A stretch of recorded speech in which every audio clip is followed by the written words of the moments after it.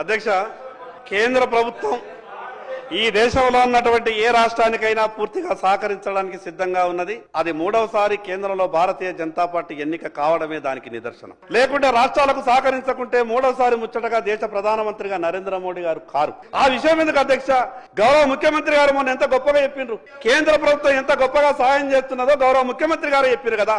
అంతకన్నా గొప్ప విషయం ఇంకోటి చెప్తా అధ్యక్ష, నేను స్వయాన ప్రత్యక్ష సాక్షి. నా ఆదిలాబాద్ కు ముఖ్యమంత్రి గారు అయినటువంటి కొత్తలో ప్రధానమంత్రి గారిని నా ఆదిలాబాద్ కు ఆహ్వానించిన అధ్యక్ష. ఆ రోజు ఆదిలాబాద్ కు ప్రధానమంత్రి గారు వచ్చిండ్రు. ఆ సభ బ్యాక్ సైడ్ నేను, ప్రధానమంత్రి గారు, గౌరవ ముఖ్యమంత్రి గారు ముగ్గురమే ఉన్నాం.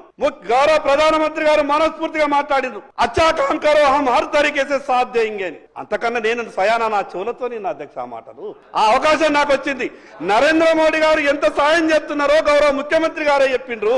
మీకు ఆ విషయమే అయితే 11 లక్షల కోట్ల రూపాయలు 11 సంవత్సరాలలో భారతదేశ ప్రభుత్వం ఈ తెలంగాణ రాష్ట్రానికి ఇచ్చిందని గౌరవ కిషన్ రెడ్డి గారు పుస్తకాల రూపంలో చెప్పారు. మీరు కేంద్ర ప్రభుత్వం ఎంత గొప్పగా సాయం చేసిందో చర్చ చేయాలంటే ప్రత్యేకంగా సభని సమావేశపరచండి, పద్ధతులతో సహా చెప్తాం.